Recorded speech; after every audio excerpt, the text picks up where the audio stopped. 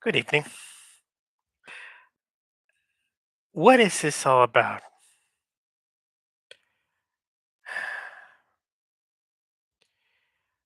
I'm looking,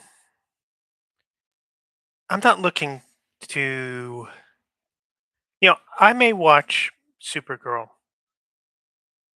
and watch Odyssey and conclude that they are disappointing pieces of what. I may end up agreeing with their current critics. But if I end up agreeing, I will end up agreeing having actually seen the movie first. Eh, let me give you some background on me.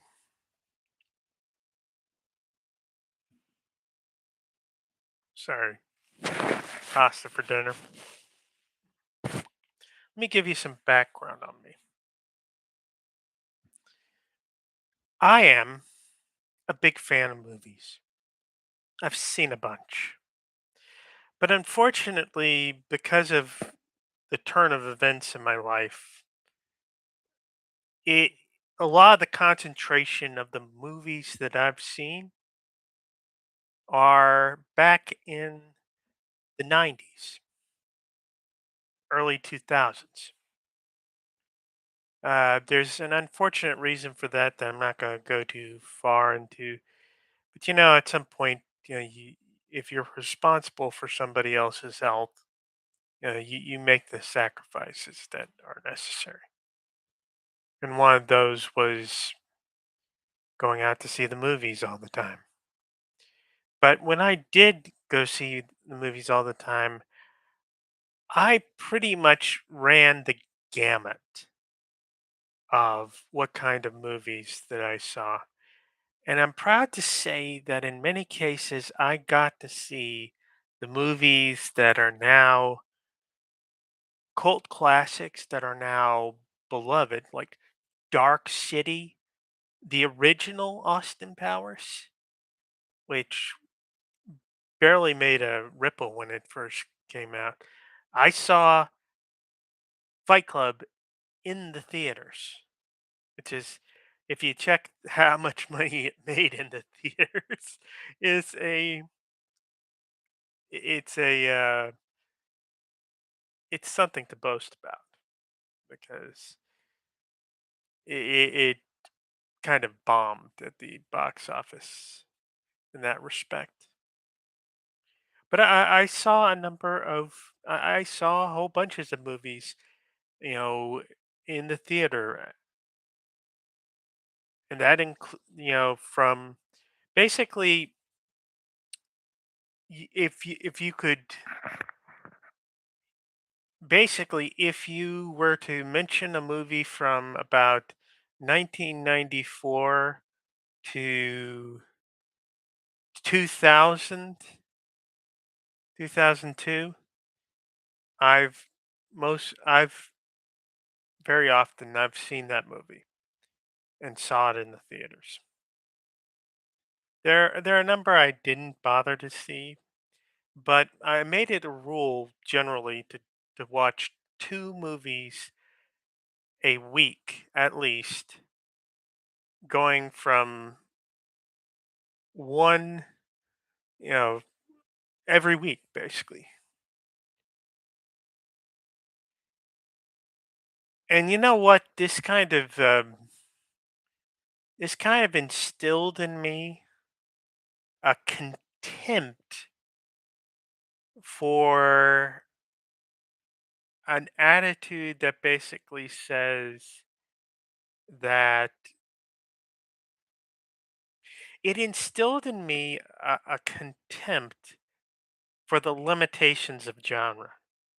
There's so many movies that people did not know how to sell, but they became memorable and beloved movies for exactly that reason, because they weren't just, done the same way they were done many times before.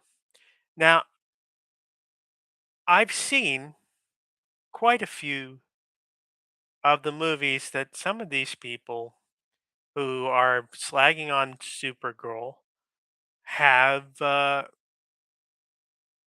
find beloved. I watched, with the exception of, well, I'm not sure about some of those films, but I did see many of the Nolan. I'm not the well, yes, the Nolan. I saw the Nolan movies in the theater. I also saw. I also saw many of the Snyderverse. I actually liked Man of Steel and thought it was a bit unfair to call it Man of Murder.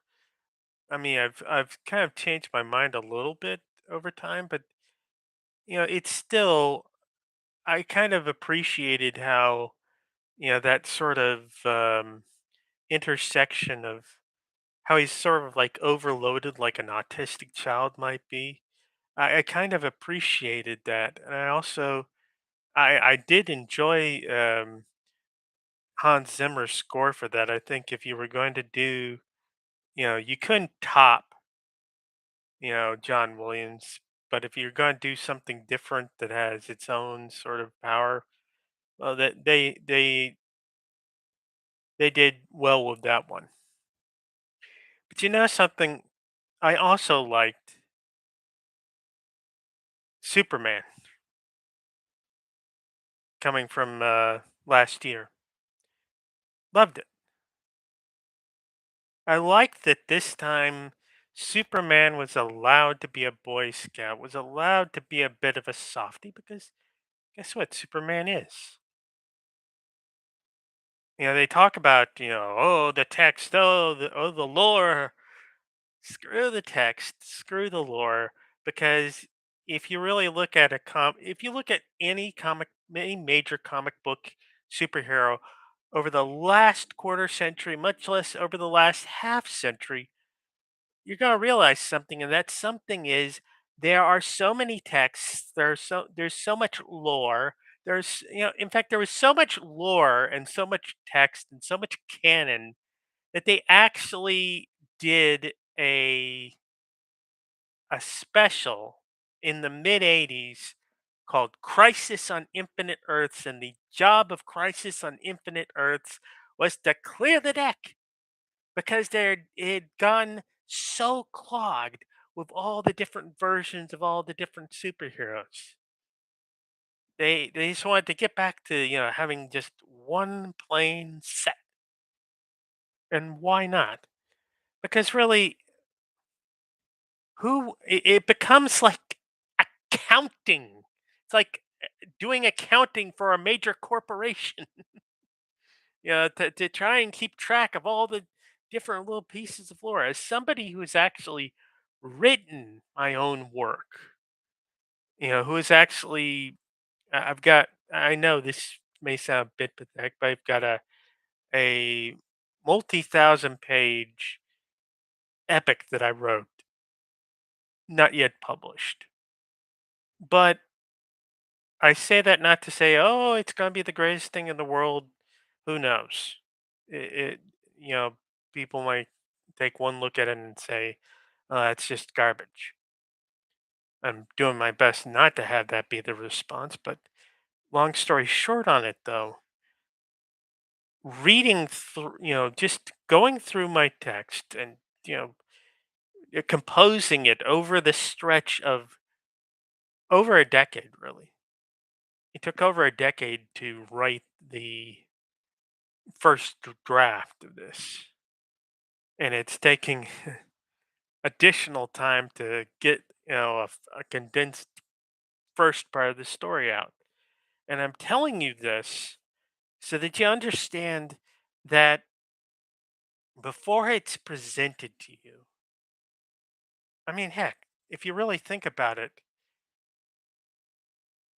the Odyssey is probably still being edited. I'll bet you it's still being edited. It is still being made. You have not actually, you've seen a few previews. So what? So what? But if your response to seeing a few previews is to prejudge the entire work, to characterize it, if your response to seeing somebody certain casting, certain this, certain that, is to make up in your mind a whole story and feed that story over and over again through your head, what room is there for the actual story? And what chance will it have to actually make an impression on you on its own merits? And here's the thing, you might end up having gone through this sort of cult of, repeated sort of rehashing and analysis, and you might end up doing a take on that film, a take on that thing, that years later down the line, people will wonder how the hell you came to think that about it. They will not understand how you took that film and came to those conclusions. There'll have to be studied courses saying, okay, here is the context for what this person was. Here was the press beforehand. Here was, the reports. Here were the attitudes of these people. It'll be a whole bunch of textual analysis just to get an impression of why people took such a view about it. Because it's become it's run away with itself. Analysis has run away with itself. It's chasing its own tail. It's it's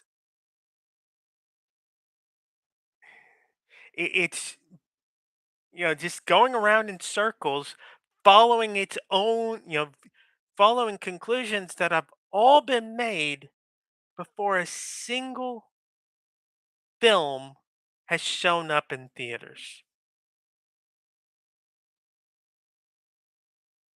And you know what, folks? Later down the line, later in the future, they'll look at this stuff. They'll look at the movies, and they won't have all the experience of all the different stuff that you were looking at, that you were analyzing, all the different people you were responding back and forth, back and forth. They will not have the benefit of that. They will just have the movie. It's an interesting exercise reading the reviews of a movie after you saw it for yourself, you know? After you've formed your own opinions. One thing, if I had to do something over again concerning the last 10 years, I would, even though it's a joy to go through and, to kind of say, oh, I've seen that, I've seen that, I would read a lot less um, TV tropes, get spoiled on a lot less material.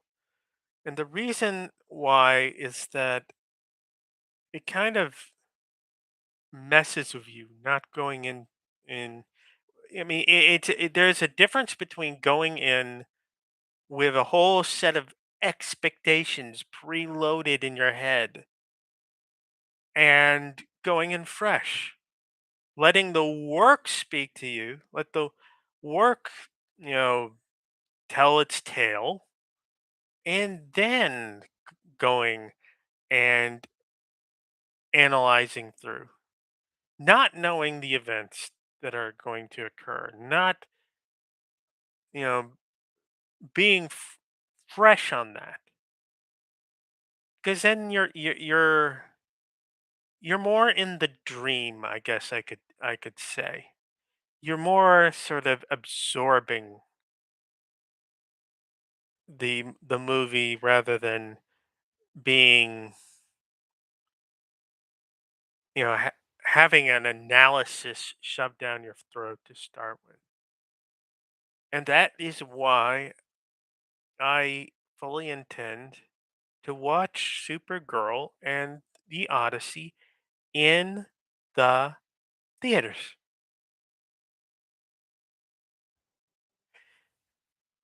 And what's more, I am not going to pay attention in the least to all the people.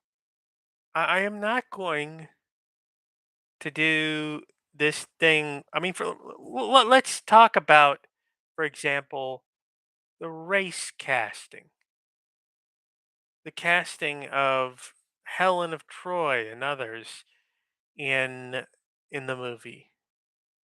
Let's ask a simple question here.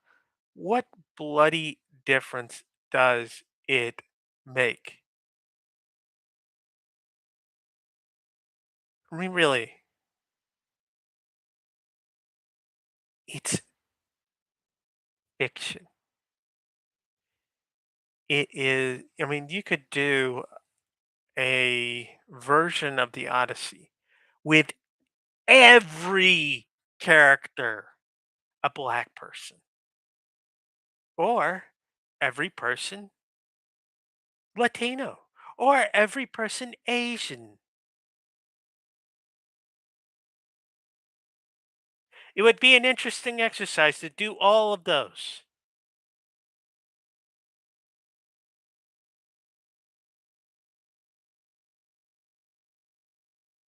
Just like there was a, I think there was a production, if I'm not mistaken, a production of Othello that was done with Patrick Stewart as the lead character, and everybody else in the cast was a black person.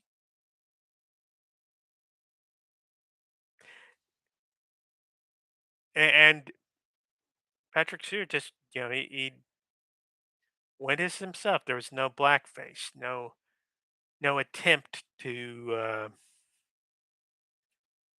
make himself up.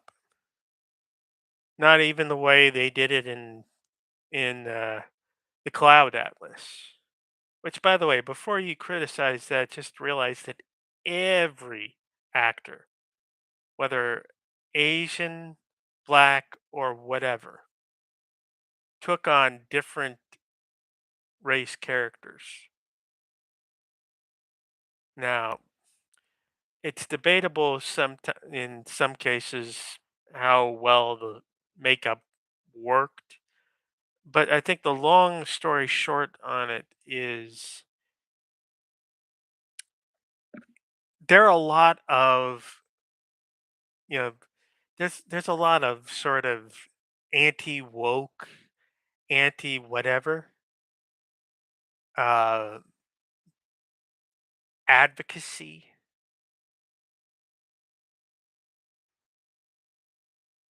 activism.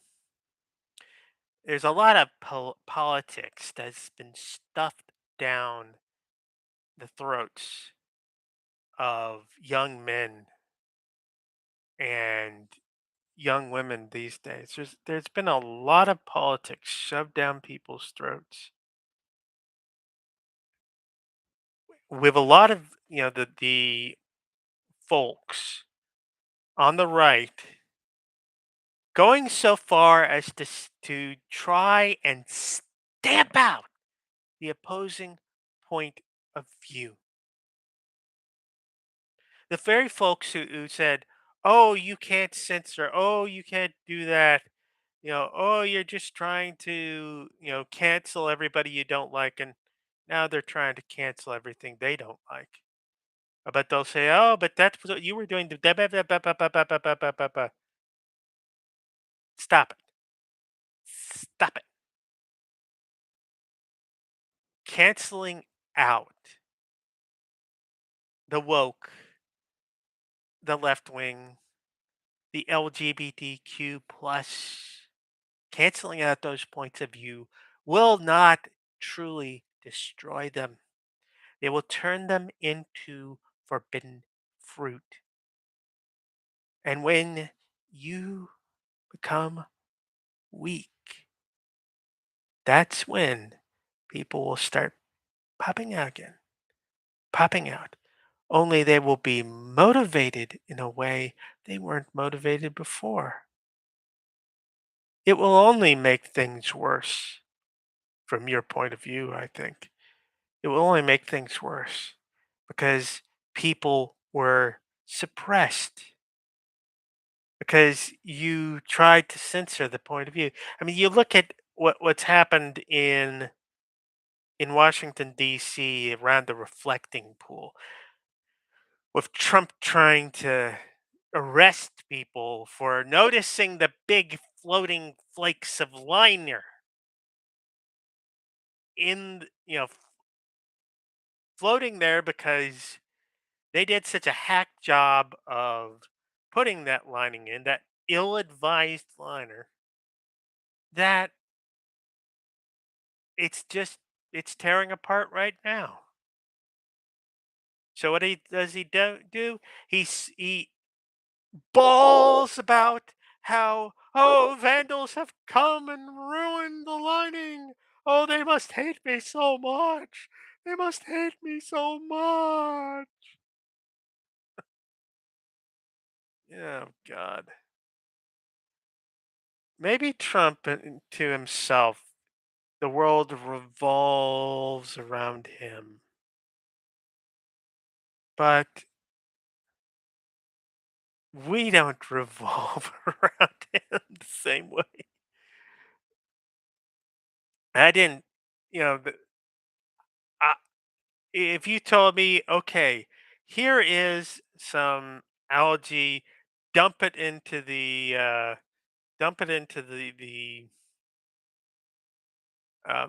reflecting pool. If somebody told me to do that, you know what my response would be?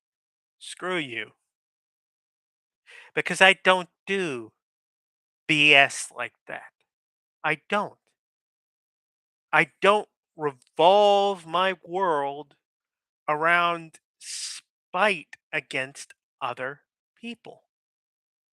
I have my own principles, my own ideas, own notions of what is good and evil.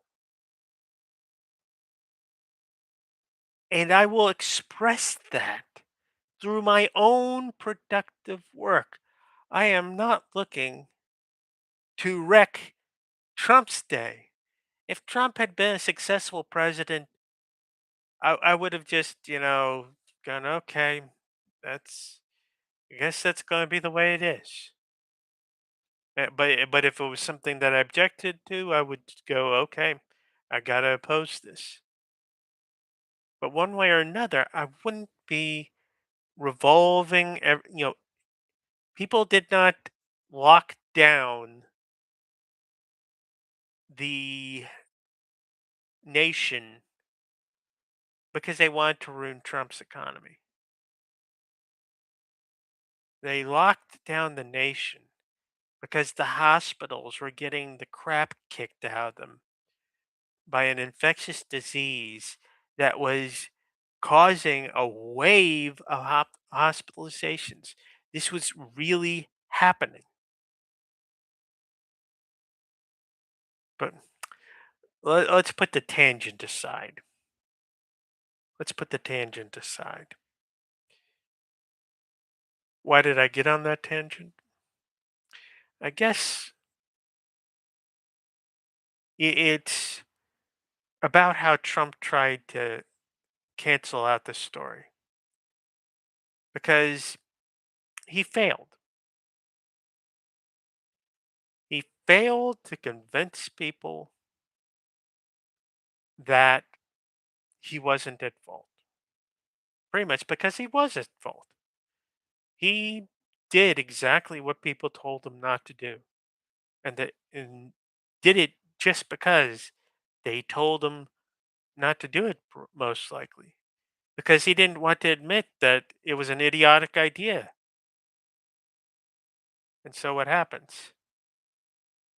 The consequences unfold. Does he admit to his embarrassment that that it's a problem? No. He tries to fictionalize the real world. He tries to fold it into a narrative. And that narrative is that his enemies are once again attacking him. You notice how many times that's the story he defaults to? His enemies are attacking him. And so we go back out to, Supergirl. We go back out to Odyssey. What is the narrative? That the enemies of Western civilization, or the enemies of the Snyderverse, or it's this political factionalization that is trying to characterize things in advance before people get a grasp on it for themselves. In the case of in the case of a news report, it's always this sort of thought terminating cliche of TDS, of fake news, of trying to kind of establish that whatever story you've been told, even if even if there's is evidence there, even if there was evidence there, even if people said what they were saying in the first place and predicted the outcome, and the outcome pretty much came naturally, they're still trying to rewrite it. They're still trying to change reality by changing your perception of reality. But going towards the story, they're doing much the same thing, only unfortunately, they're doing it with this idea that somehow they have the authoritative idea of what the story is supposed to be. And they'll tell you up and down that, oh, the text says this, the text says that, the text says this, as if, with a fictional story, as if there are actual objective facts. Now, there might be a text you could point to and say, the text says this, the text says that.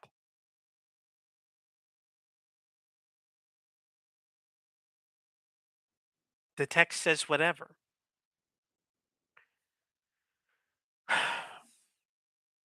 Go take a look at Jurassic Park, the novel, and then watch the movie.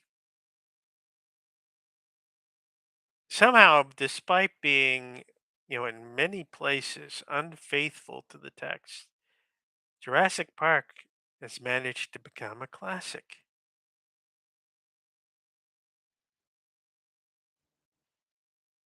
Why?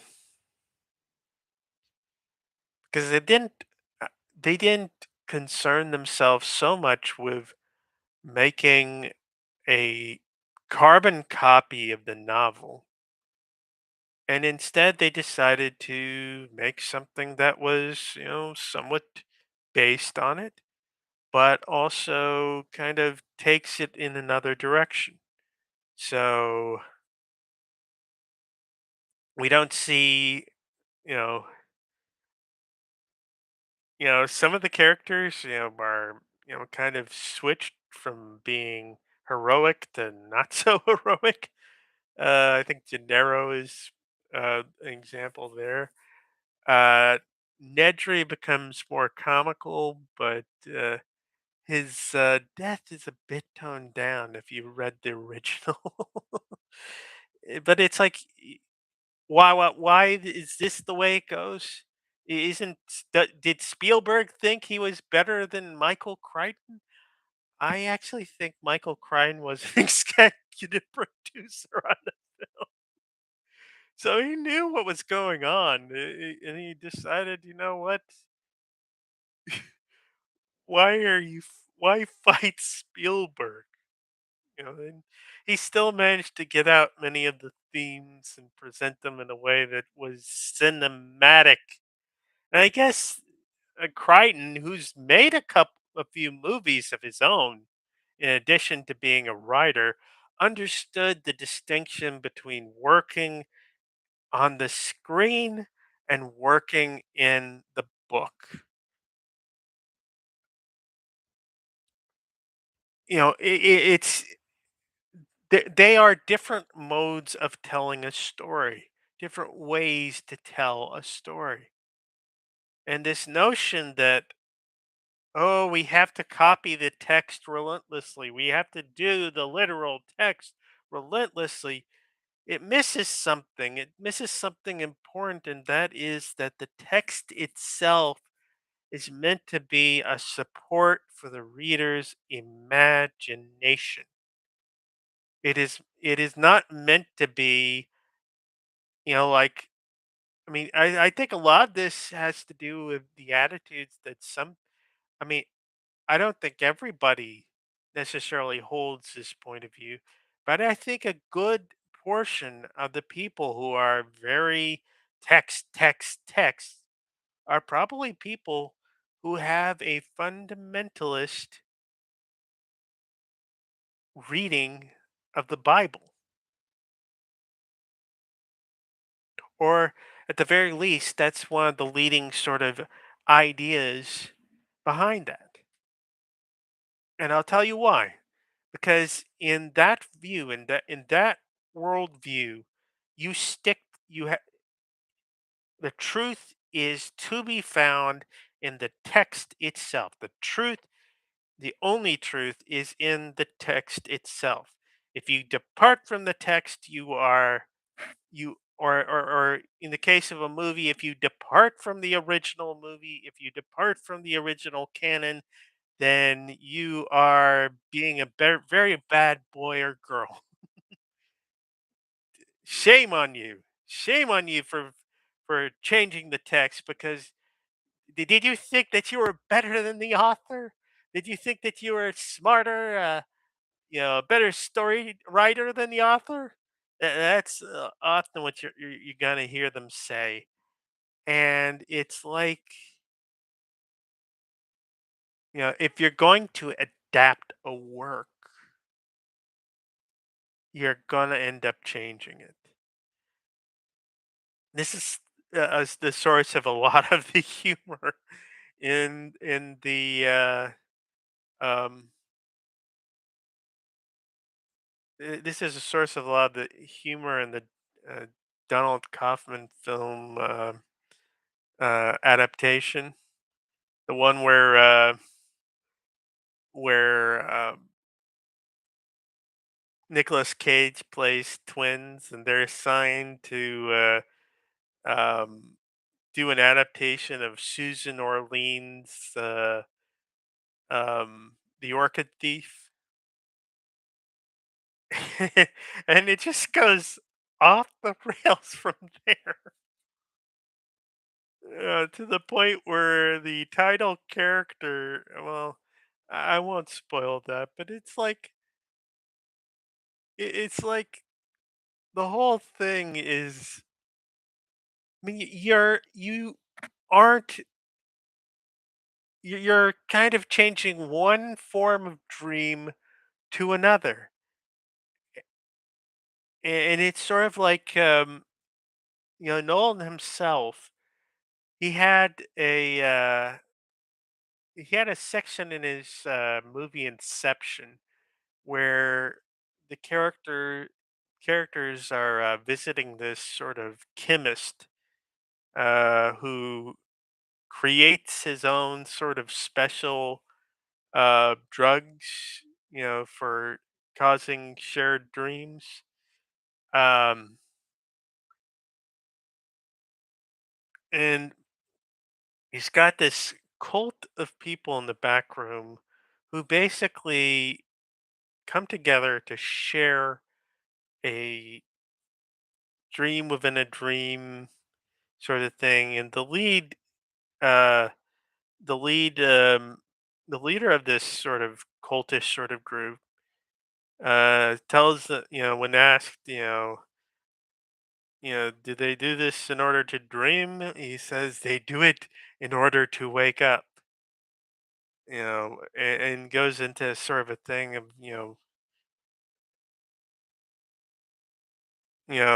questioning, what is the dream? What is real life? Who are you to tell them any different? But when it comes to a transition from fiction to fiction, well, in Jurassic Park, you know, the character the characters are described one way. You know, Alan Grant is described as big and barrel chested, bearded. It's sort of like I think Jack Horner in a famous paleontologist. And on the other side of things, you have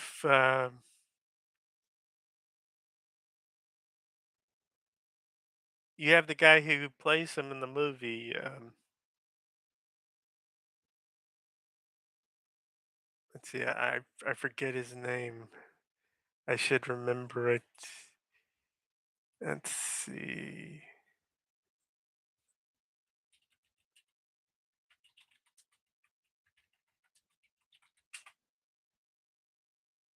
Sam Neill. You have Sam Neill, and I think y'all have seen Sam Neill. Um, Sa- and he doesn't look anything like that, but still, the way he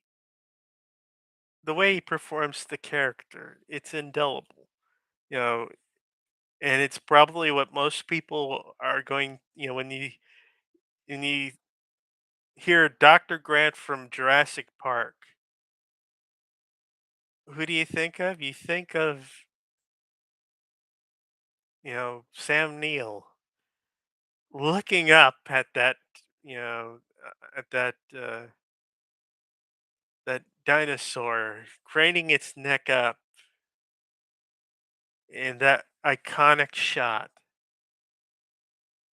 That I mean, the book caught people's imagination, but the movie can catch people's imagination in its own way.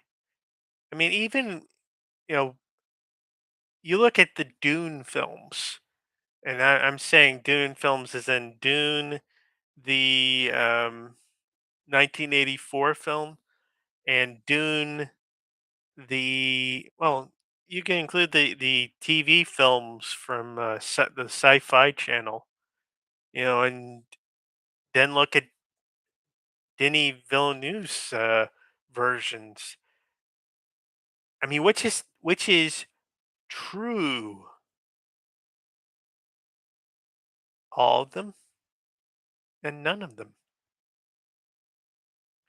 There's a part of me that, to be honest, and I don't mean to insult Denis Villeneuve, there's a part of me that likes the sort of the old world sort of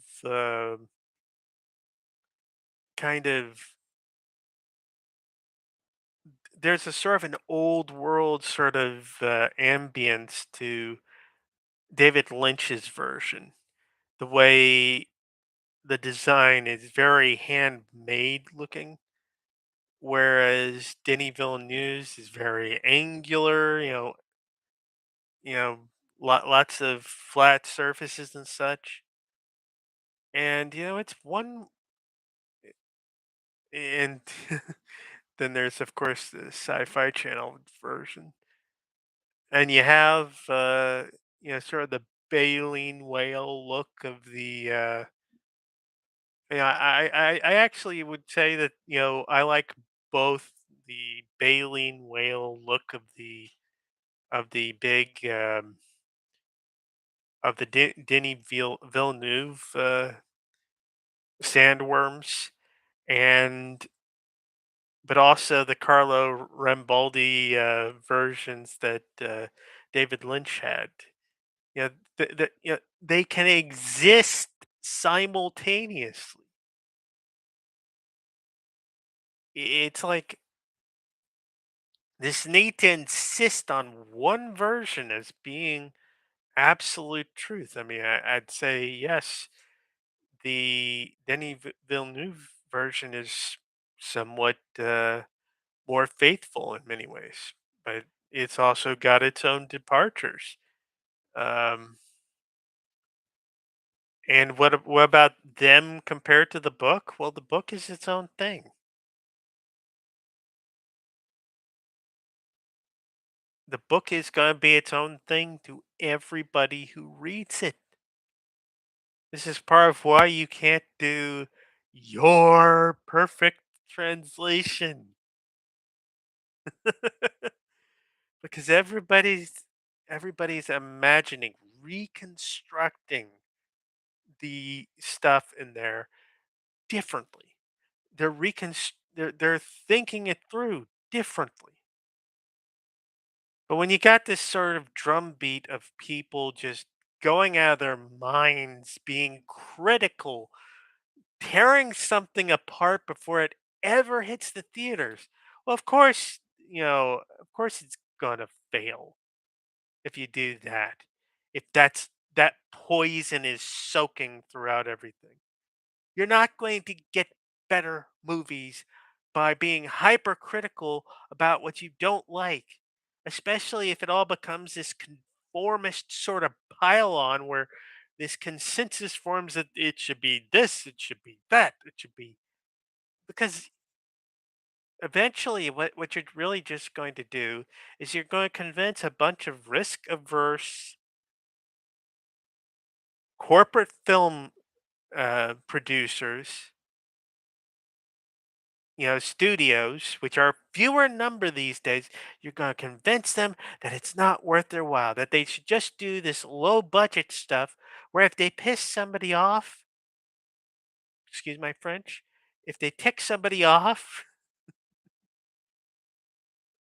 it doesn't hit their bottom line so much. Like it's, if it really flops, it's a 1 million, $10 million film.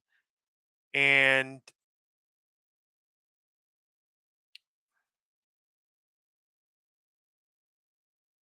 if it finds even a small audience, boom, it's a hit. Boom, it makes its money back. And this is apparent. This has happened before. We've gone through these periods where we got really precious about, really snobby about what got made and how much it, you know, um, changed the original from the original. And we had those sort of we've had those periods before, those dark ages.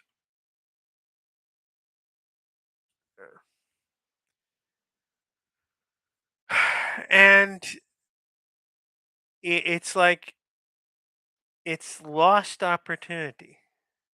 Even a bad film, even a bad film can yield to something better. Batman and Robin was pretty awful,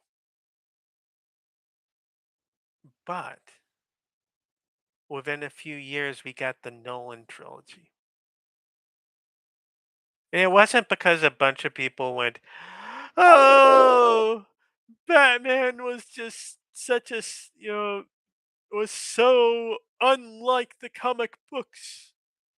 Oh, Batman was so, you know, Batman doesn't kill."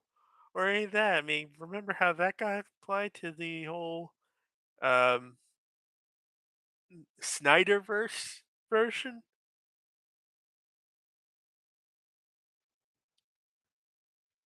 I mean, it's kind of hypocritical in a way for Snyderverse folks to, kind of complain about having gone off the canonical version because in many ways Snyder's version was not strictly canonical. didn't fit with the standard lore about Superman or Batman. It dipped its toe into different parts. I mean, it finally adapted part of that you know that fight between Superman and Batman that was in the Dark Knight Returns. Which, by the way, interesting thing here. When I was in school studying to do radio, TV, films sort of stuff, lost opportunity there. But I chose that as my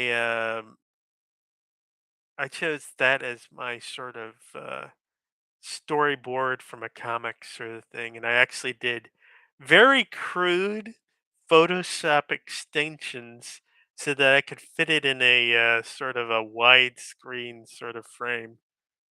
But really, it's like that's the thing. If you're going to adapt something, you're going to end up changing it one way or another. It's but the thing is, I mean, I wouldn't say that it means nothing to respect the original. But we have to kind of, you know, we have to kind of realize that no matter what, when a work gets adapted from the comic books, for example, I mean, the old hobo suit, like Edna Mode said, the old hobo suit. Uh, you have, all these different. You have all these different things that work very well in a comic book, but look absolutely awful in an actual movie. You know, there are all these things that play well if you're doing this dramatic sort of thing, and there are. I mean, for example, going back to Dennis Nedry's fate in Jurassic Park in the novel, the Dilophosaur is still the creature that kills him, but it kills him by spilling his guts. Yeah, that wasn't going to make a PG-13 movie. So instead, he dies off screen after a satisfying, sort of ambush in the car. But that's the thing. Spielberg had to first of all he wanted a PG-13 rating.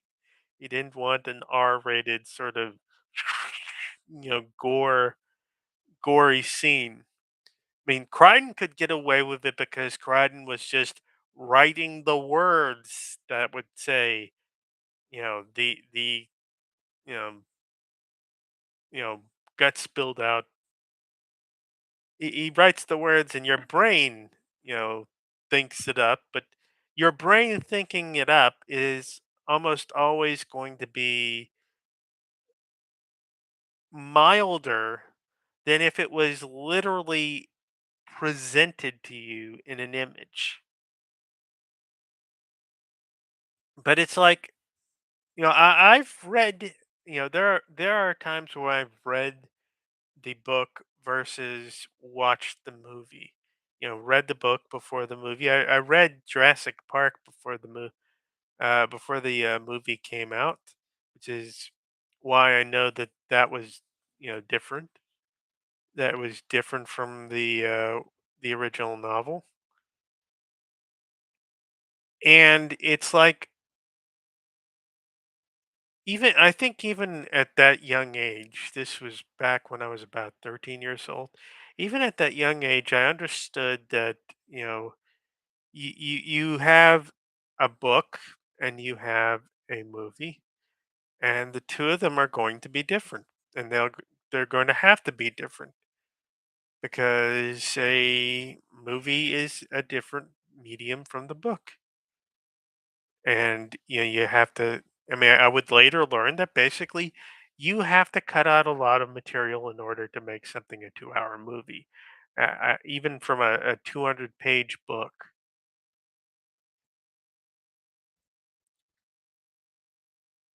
I don't go out of my way not to be entertained.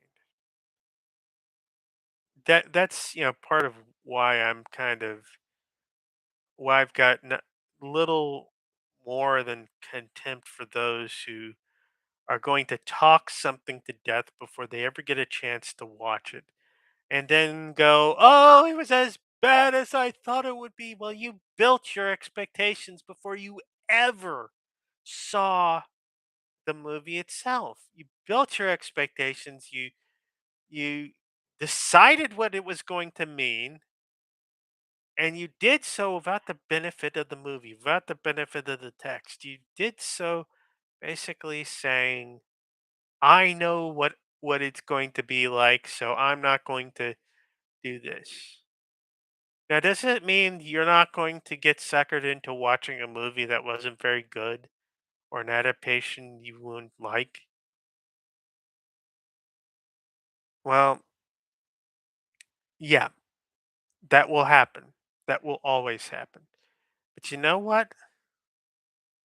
If you never take any chances, if you never go in a bit blind, then nothing can surprise you. You know, nothing can really entertain you because you set a distance. You've you've created an ironic distance between you and what you're watching. You've created a shell of pre-interpretation before you've ever had a chance to get the gestalt of it, to get the feel of it directly. And to me, that's an awful shame.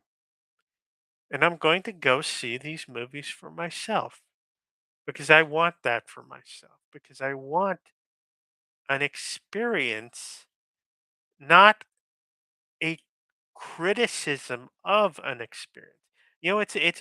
I love to watch reaction videos to movies. I love to watch them. But you know what my one rule is about that? If I have not seen the movie myself, if I have not seen the movie myself, I won't watch it. Why won't I do that? Well, quite frankly, because it's not the same. It's I for one thing, I'll get spoiled about a lot of things, but for another thing, it's like it's difficult to follow. It's difficult to keep up with, especially since they have to cut out a lot in order to avoid the sort of the YouTube algorithm, you know, you know, demonetizing them. It's like, but really, it's like if I don't see the movie for myself, I won't know what I'm looking at. I won't know what they're reacting to, what's making them happy, what's making them sad, what's mystifying them, what's offending them. You know, it's a lot. I think it's a lot more rewarding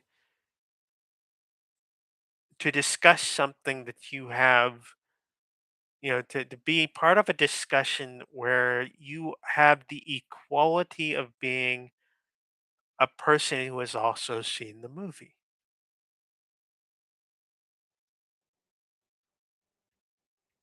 And that's the thing. I want that advantage. I want that strength.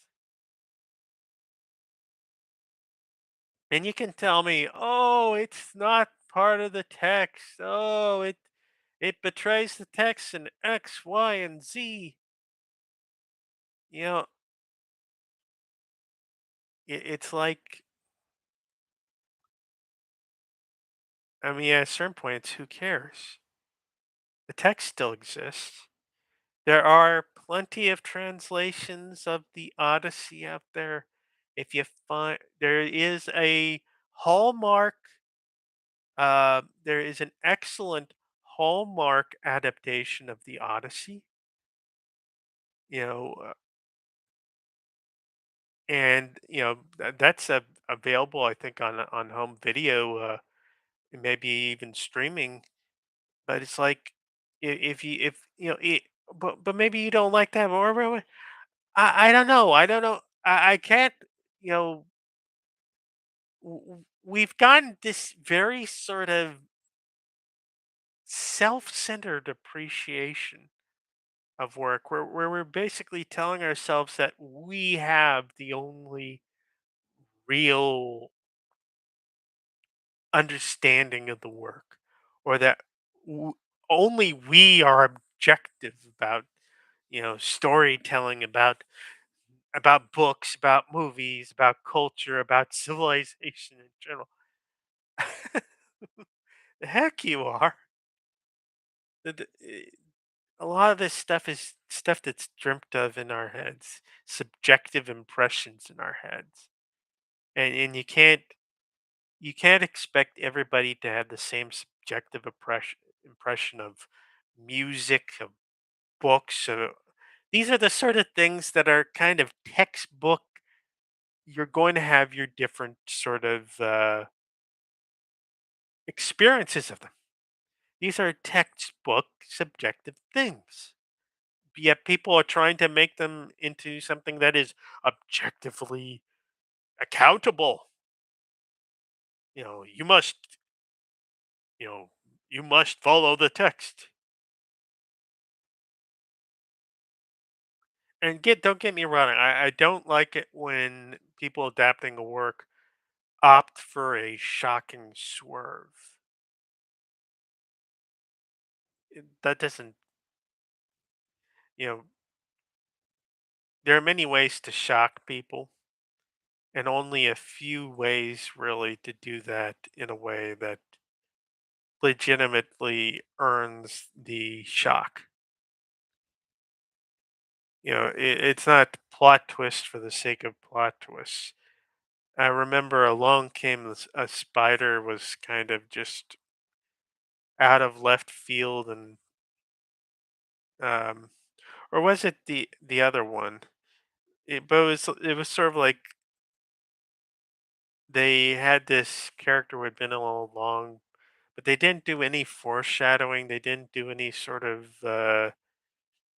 you know presentation of ambiguity. Well, and when I read the book, it was it was similarly out of left field. The source material basically let it down to begin with. But it was like, you can have,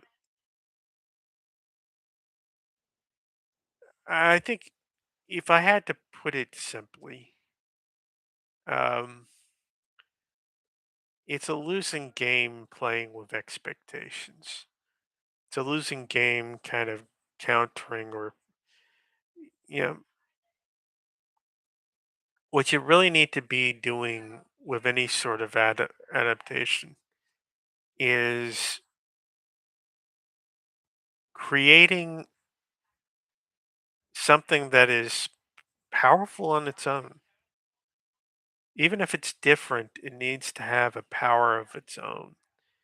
It needs to be something that if you're experiencing this without any sort of knowledge of what came before, that your experience of it will be so strong that you'll just go, well, that's the movie.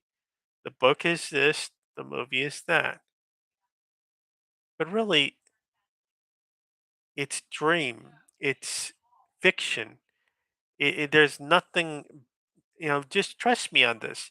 As a person who has written a long story, a novel, as somebody who has written, who has actually kind of set up these sort of sequences, at the end of the day, there are a dozen things that you might expect me to have figured out, have thought up and imagined and fully god in a fully godlike way filled out my vision as a creator, which I just haven't bothered with. I've just bothered with the stuff that was you know important to the story, and everything else is just your imagination, you filling it in, because it's in the at the end of the day, it's just fiction.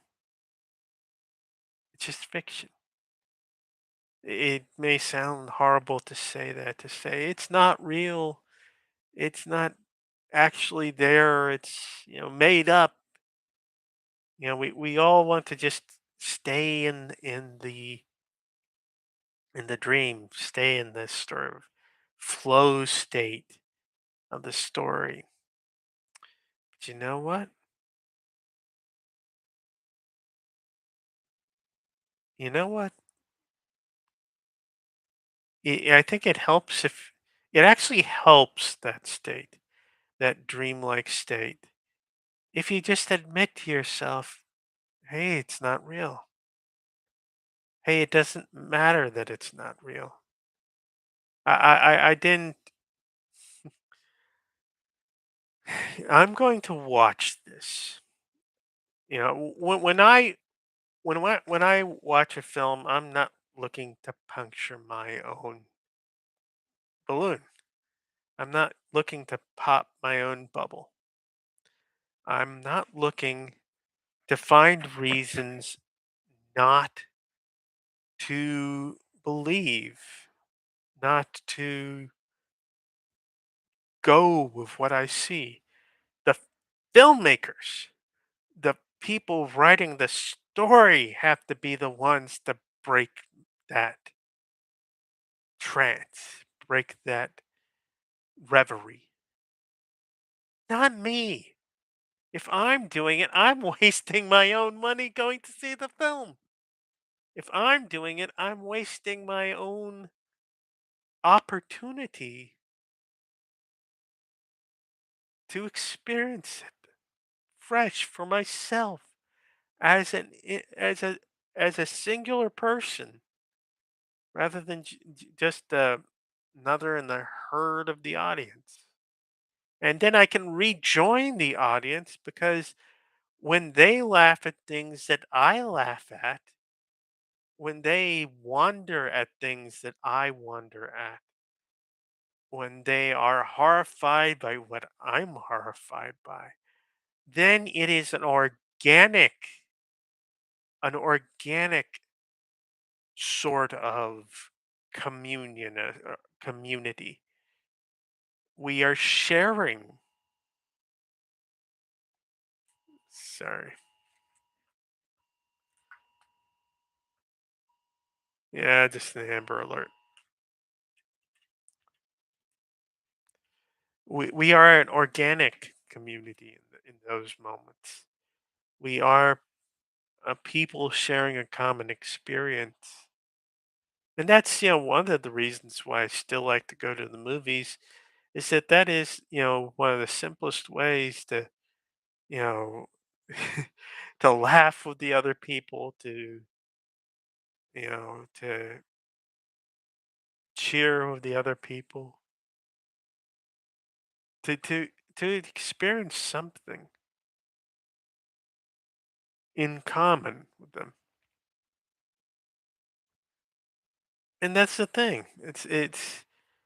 We're too focused these days on acting as if our individual experience of life is somehow authoritative for everybody else's. It's only when we relax and acknowledge that other people are going to have, can have different sort of experiences. It's only when we relax and realize that we can enjoy it when of its own accord, spontaneously, the other people have a similar experience to ours. And that tells us that the filmmaker knew what they were doing. That tells us that the writer knew what they were doing. And yes, there are going to be times where there's going to be disagreements, but that's part of the joy of it.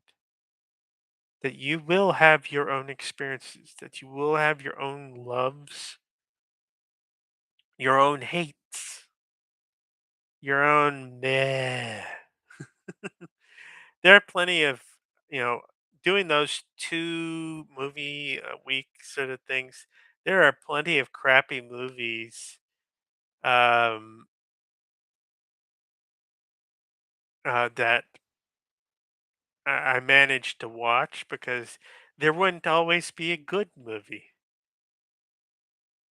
There would often be movies like that that's very disappointing sequel to The Crow, you know, where everything was, split second cuts and everything was yellow as heck. There are all kinds of different, you know, disappointments that I saw in the course of, you know, seeing so many films. I mean, there's this one rather terrible Dennis Miller movie, Tales from the Crypt, Bordello of Blood. There was just some awful scenes in that. But you know what? I didn't go in saying, okay, this is going to be awful. So, no, I let that movie and others like it disappoint me naturally.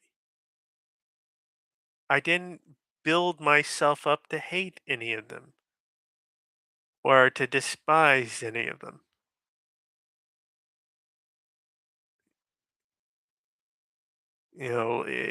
I just instead, if it disappointed me, it disappointed me. If I felt that it it blanked the bed, so to speak, I came to that conclusion of my own free will. And it kind of helps that there wasn't social media, there wasn't, this sort of cottage industry of outrage of, you know, anti wokeism. It it helped that, people were more in their own heads than in everybody else's.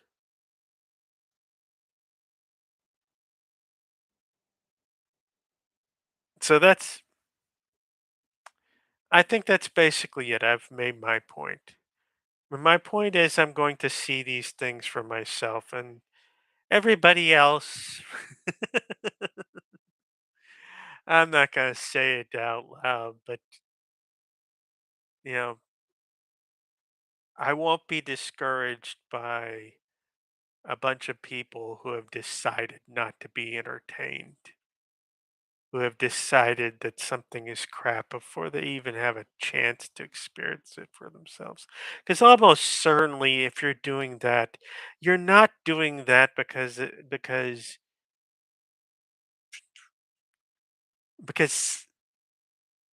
the merits convinced you to do that. You're doing that because somebody else who you have decided to have a parasocial relationship with, who you've decided to treat as an authority, somebody else has predetermined it for you. So I'm going to watch those movies for their own sake. I'm going to watch them, experiencing the experience them for myself, and then who knows? Maybe I'll tell you about them when I do so.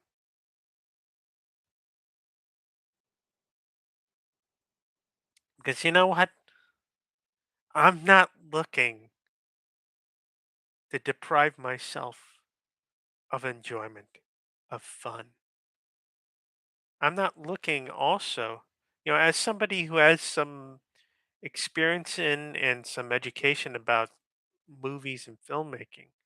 I like to be able to kind of see where the filmmaker is going for myself, to understand, to be open to what they're actually doing, to what their image is, what their symbolism, and what the writing, where that's actually pointing, and not fill in my own sort of stuff before they've had a chance to offer me the story that the filmmaker, the writer, whoever is trying to tell. I want to be told the story in the least sort of sort of compromised way, I guess is what I'd say. And so that is why I'm going to see it for myself. That is why everybody else can just go screw off. Not because I'm trying to be daring, not because I expect that they'll necessarily be the best movies ever. No, because seeing it for myself, that's what's going to bring me the most happiness. That's what's going to bring me the most entertainment. I can't, you know, I can't pre-experience everything. And really, I mean, there's one thing I've heard about people wanting, trigger warnings, and I can understand that. But trigger warnings and content warnings, they want the whole thing spoiled for them before they'll watch it. And to me, that's just like, you know what? There are things I actually had to take a few tries in order to watch David Lynch's Elephant Man all the way through, because I've had a kind of a bad past with bullying and such, and it was truly awful. But you know what? It's sort of like